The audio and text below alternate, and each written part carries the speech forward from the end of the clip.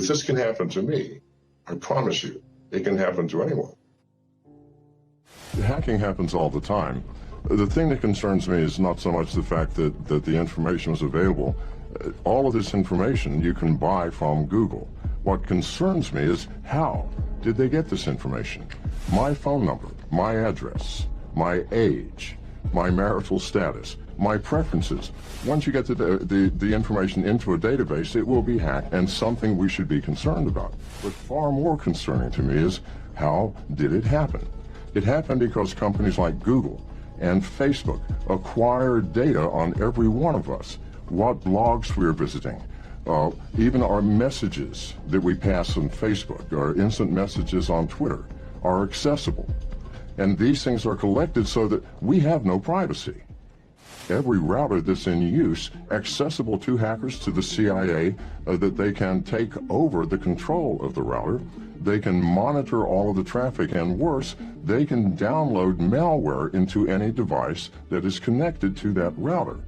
So I personally never connect to any Wi-Fi system. Every router in America has been compromised. We have all known this, and we've been warning about it for years. Nobody pays attention until something like WikiLeaks comes up and says, look, this is what's happening. Then the world goes, oh, but we've been saying it for years.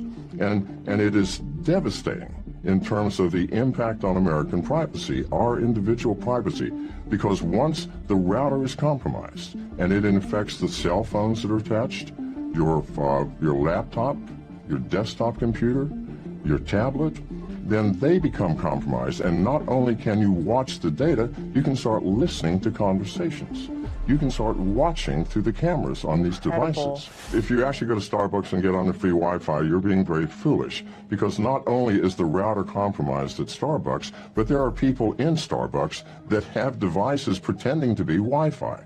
And you're connecting to them sometimes. And they're monitoring all of your traffic, reading your emails, listening and your text messages. I use the LTE on my phone. I know that sounds crazy, but that's the only way that I can be secure. A specialist in cybersecurity, my phone was hacked through my carrier, AT&T. And what happened, this is brand new to me, they managed to hack into AT&T to move my phone number to another phone. Prior to being hacked, my phone was totally disabled. You couldn't call into it. I could not call out from it. So everything coming in, including my text messages, went to another phone number. So what they had done is they tried to log on to Twitter, so I've lost my password. I used two-factor authentication, meaning I have to give Twitter my phone number. They sent to my phone number a special code so that I could get in, but it wasn't me. It was the hacker.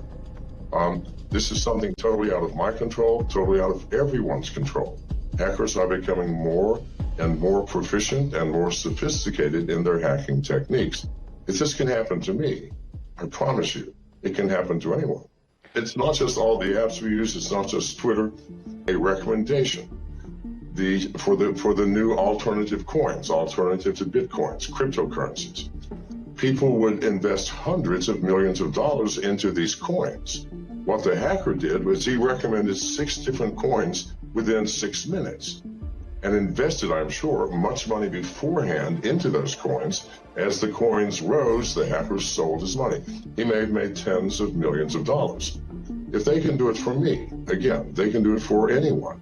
We're living in a new world of hacking and a new world of risks for all of us using the internet. If your carrier is the one who's being hacked, I don't care how foolproof your smartphone is, it's not going to work. So my smartphone would not help in this case. It wouldn't do anything. If your carrier, if someone has intercepted the signal to your phone and they shunt it to some other phone, there's nothing that my phone can do. My phone can help you from applications that get on your phone, but no, it could not have prevented this. I mean, that's nonsense. What happened to me is not a threat, but there's a great threat to all miners. There's a great threat to all people who hold cryptocurrencies. Most people do not keep their currencies on their own wallet. They use wallets on the exchanges. Now, if I were a hacker trying to hack into wallets and get money, I wouldn't search around the world for individuals that had their wallets. No, I would go to an exchange. And the exchanges have billions of dollars in cryptocurrency. So yes, they're all at risk. Everybody says, no, we are secure.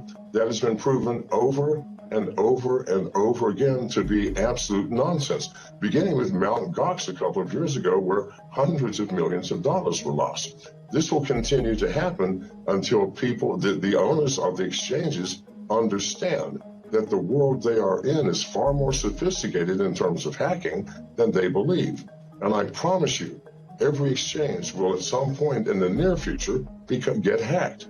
And if you have your wallet on those exchanges, you will lose your money because they do not have the resources to reimburse you.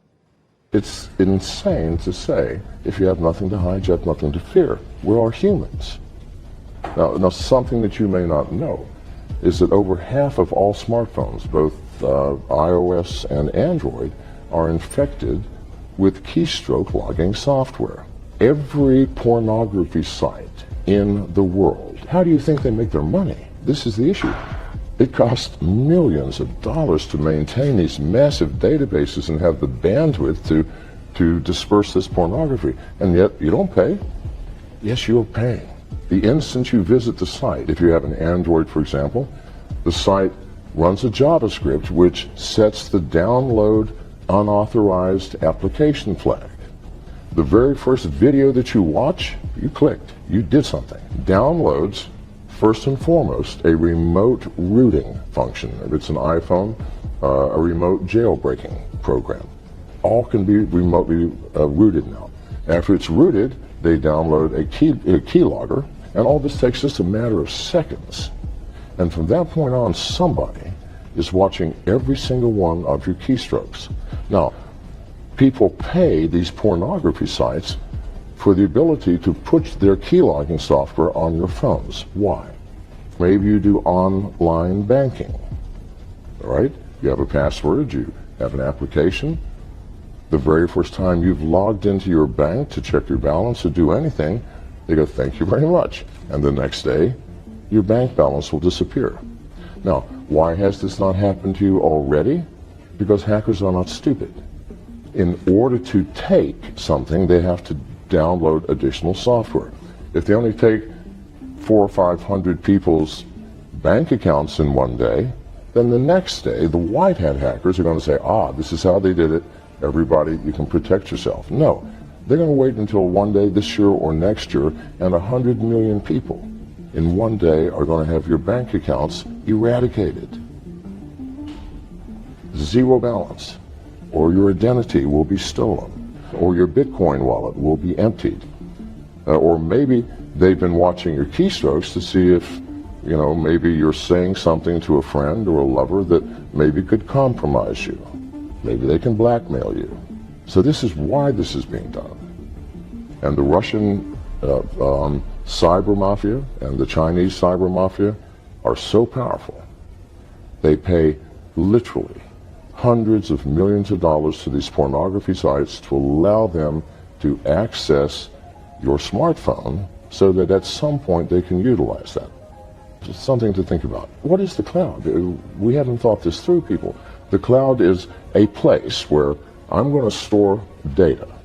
I don't know what computer it's on or even what country it's in. I don't know who is managing it and monitoring it and controlling it. I don't know what type of security facilities you have. I know nothing. And I'm willing to put my valuable data there? No. Why would we do that? And why do we use the cloud? We use it because it makes life easy. I can access my data from anywhere and from any device, on an airplane, my smartphone, my laptop, who cares? It would have to be a new type of cloud, a cloud that you, as the user, have control over to the extent that you get to choose the location of your data. The ridiculousness of wallets, keep in mind that if you've been to a pornography site, someone's watching you anyway. As soon as you install the wallet, you just gave up your wallet to any hacker who wants access to it.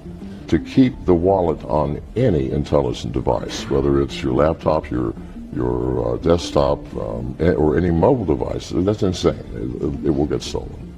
The world is changing rapidly. The entire world is teetering on the edge of a cliff, dangerously, where we are allowing these devices to basically become our masters rather than the other way around. And these devices are spy devices.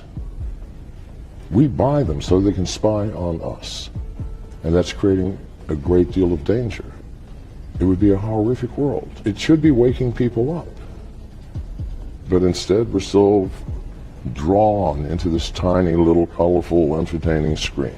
The most secure is it's this one, the one that I carry, and it's the Samsung S7. And the reason is it is the only phone that cannot be remotely rooted or remotely jailbroken.